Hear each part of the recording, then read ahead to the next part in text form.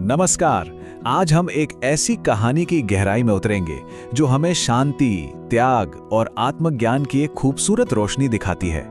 ये कहानी है पद्म प्रभु के कमल पथ की। सोचिए, बस एक विचार, कमल की तरह संसार में रहकर भी निर्मल रहना। यही वो एक विचार है जो एक बहुत ही प्राचीन और शक्तिशाली कहानी को समझने की चाबी है। तो चलिए इस विचार की गहराइयों में उतरते हैं। पर कमल की तरह जीने का आखिर मतलब क्या है ना, एक सोचने वाली बात।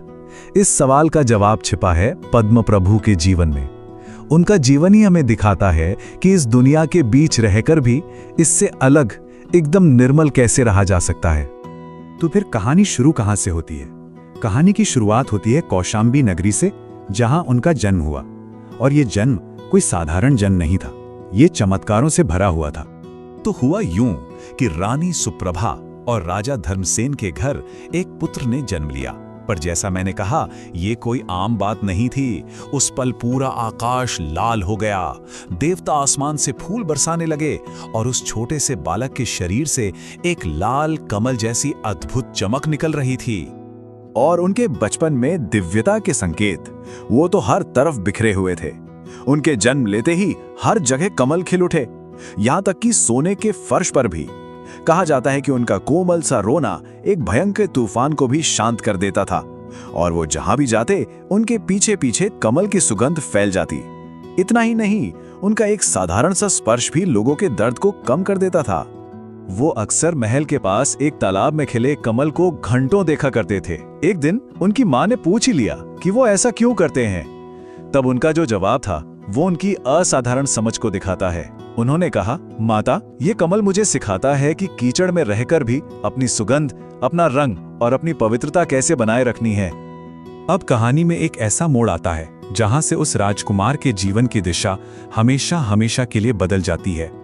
एक ऐसा पल आया जिसने उन्हें आत्मचिंतन की उन गहराइयों में उतार दिया जहां से वापसी आसान नहीं होती। हुआ ये कि एक दिन वो अपने महल में एक आईने के सामने खड़े थे।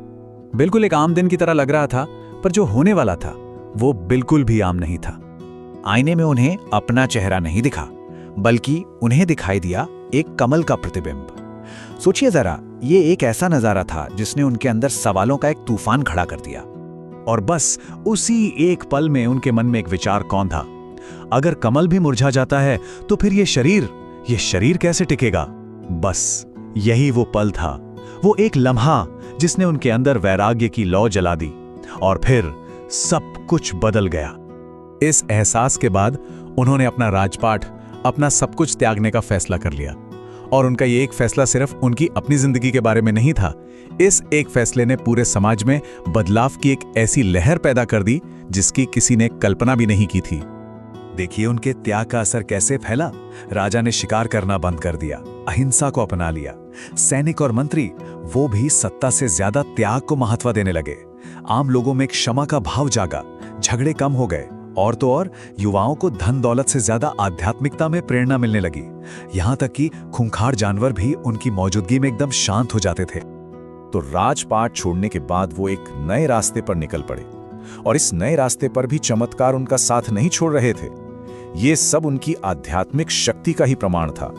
उनकी मौजूदगी का असर ही कुछ ऐसा था कि सिर्फ उनके वहां होने भर से सालों से लड़ रहे दो भाई एक दूसरे के गले लग गए। एक खूंखार शेर भी उनके सामने शांत हो गया और उनके पीछे पीछे चलने लगा। भ्रष्ट मंत्रियों ने अपना चुराया हुआ धन वापस कर दिया, और उनके कुछ शब्दों ने दो राज्यों के बीच एक भयानक युद्ध को शुरू होने से पहले ही रोक दिया।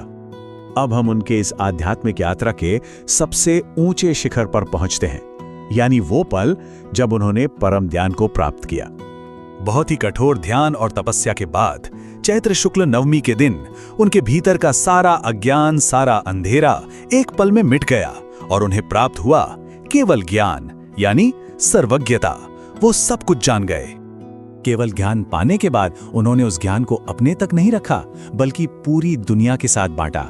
उन्होंने समवसरण, यानी एक दिव्य उपदेश सभा से अपनी शिक्षाएं दी, और ये वो शिक्षाएं हैं जो आज भी उतनी ही जरूरी हैं, उतनी ही प्रासंगिक, कमल के फूल की तरह ही शाश्वत। तो उनकी पहली और सबसे जरूरी शिक्षा थी अहिंसा। और अहिंसा का मतलब सिर्फ हाथ ना उठाना नहीं है, इसका मतलब है अपने शब्दों से किसी को चोट ना पहुंचाना, अपने विचारों में भी किसी का बुरा ना सोचना और अपने व्यवहार में हमेशा कोमलता रखना।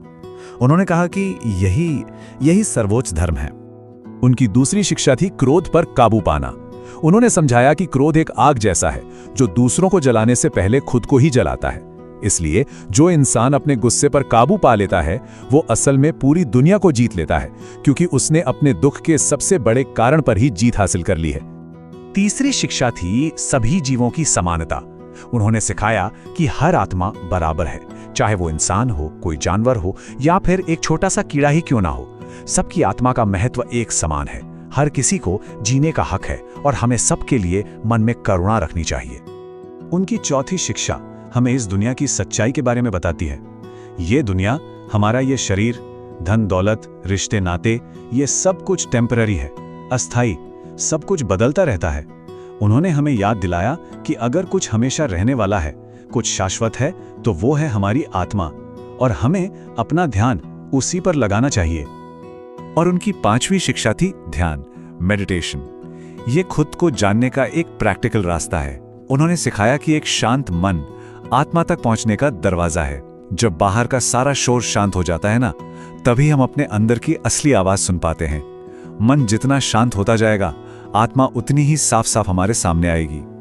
और इसी के साथ हम कहानी के सार पर, उसकी आत्मा पर वापस लौटते हैं। पद्म प्रभु का पूरा जीवन उनकी शिक्षाओं का एक जीता जागता उदाहरण था। जैसे कमल की पंखुड़ियां कीचड़ में रहकर भी साफ और पवित्र रहती हैं, ठीक उसी तरह एक साधक को इस दुनिया में रहते हुए भी, इससे जुड़कर भी, इससे अनासक्त रहना चाहिए।